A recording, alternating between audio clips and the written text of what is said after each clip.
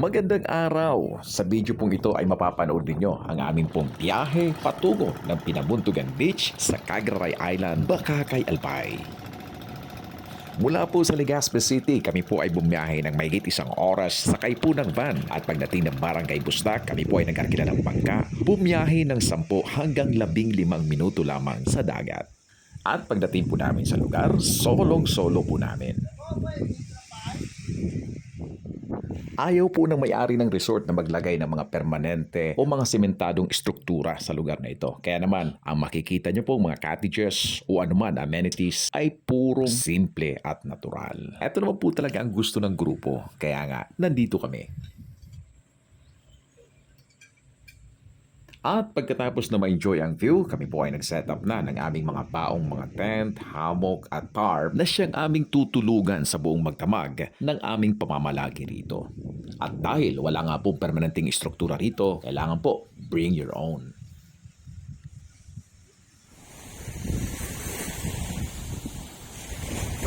Pagkatapos na ma-set up ang aming matutulugan, may oras pa para i-enjoy ang napakagandang sunset. At gayon, it's cooking time. Kasama po namin ang isa sa pinakamagaling na cook sa Team Sabaw, si Aaron. Ganun to pag nasasaktan, kumakain. Sir, have one. Looks good. Yeah, May kasama po pala kaming bisita from Florida, USA, si James. At alam niyo ba kung bakit siya sumama sa amin? Dahil ang gusto niya ay yung mga simple at natural lamang daw na mga lugar. Sari-sari nga po ang mga baon naming pagkain dito. Maliban sa gulay, karneng manok at baboy, ako po ay naman na rin ng isda para maiihaw at maikusido namin at maipatikim kay James. Namili rin po kami ng mga alimango, mga matatabang alimango dahil ito raw ang kanyang pinakapaborito sa mga pagkaing Pinoy.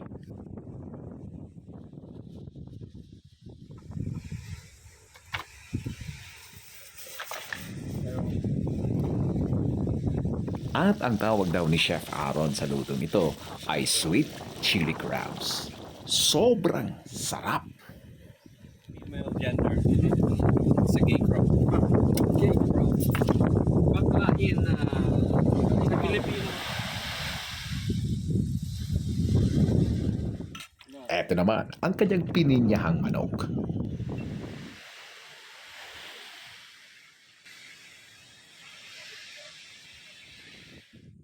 At oras na upang ipatikim kay James ang ipinagmamalaking lutong bahay ng mga Bicolano, ang kusido. Dinakdakan. Dakan. Very own version. Okay, so this is pork, right? Yep. Alright. So this is pork. I want some of the chilies and stuff too. Alright, so I'm just gonna try it. Okay. Oh, peanut. Maya-maya, patitikimin pa natin siya ng napakasariwang inihaw na isda. Just because you know what? That defeated in the battle. Hindi ko alam kung kami ba ay nalasing kaya nag-i-Ingles o nalasing sa kakapilit na mag-Ingles. We don't know each other, to be honest. Before we met. OMG. This is life. First time. for Sir James. All right. Hindi ako makasabay sa conversation nila. Inom na lang ako. This is one of the places like it's like when I got to Kauai, this is Tayo mga hindi marunong mag-English. Sa likod lang tayo ng camera. Bagay lang tayo. Bagay lang tayo. Ubusin natin. Habang nagkikwentuhan sila. May nag-i-English na po. Uh-oh. Alam nyo ba ang sekreto ng nag-i-English na yan? Ito po, paubos na. Paubos na po. Thank you. Thank you, sir. At syempre, pag medyo lango na, hindi mawawala yung kantahan. tamis ng pag-ibig. Pagpagtawan mo, minahal kita agad.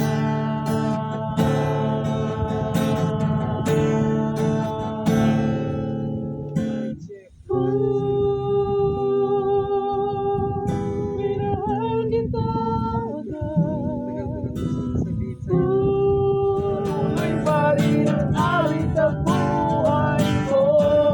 Nagbago man ang tugis ng puso mo. Handa na kong hamunin ang ating mundo. Pagkat tuloy pa rin. Oh. Kinabukasan, eto po ang bumungad sa amin.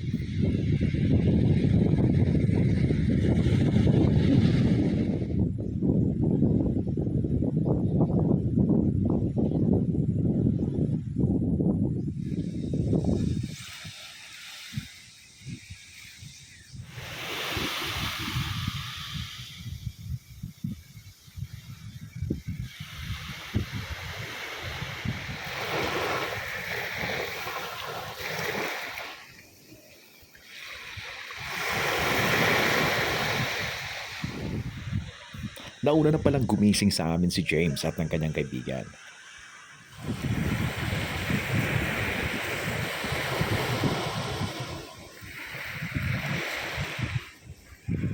Napakasarap po sa tenga at para bang sa pakiramdam ko ay wala nang ibang musika pa na mas gaganda sa tunog ng hampas ng mga alon.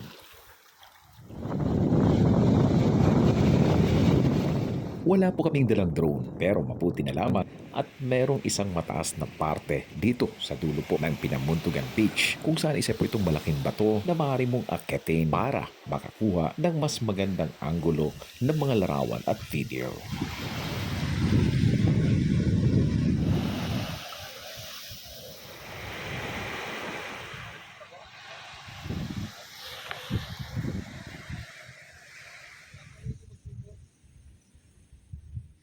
Natapos din ang shoot.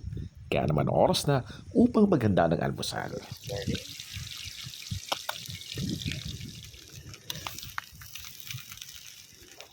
Sa sobrang ganda ng paligid kanina ay nakalimutan na pala naming magkape. Kaya naman ngayon, gagawa po kami ng paborito naming rice coffee. Ano daw ko pala sa kulo muna? Ang kalayo. Ba't natutong? Tubig.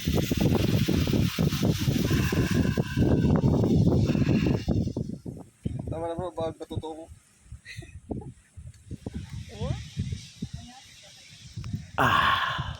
Ang sarap.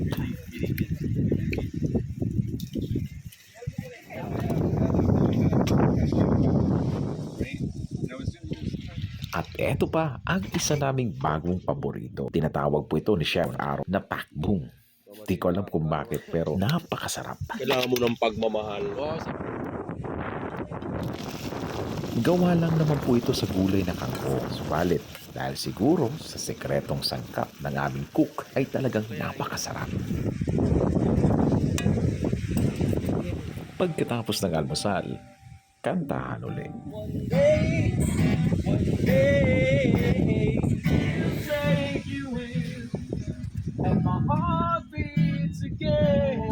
Dahil ang sarap maligo langoy sa tubig alam. Pagkagising mo sa umaga'y marinig mga ibon umawi.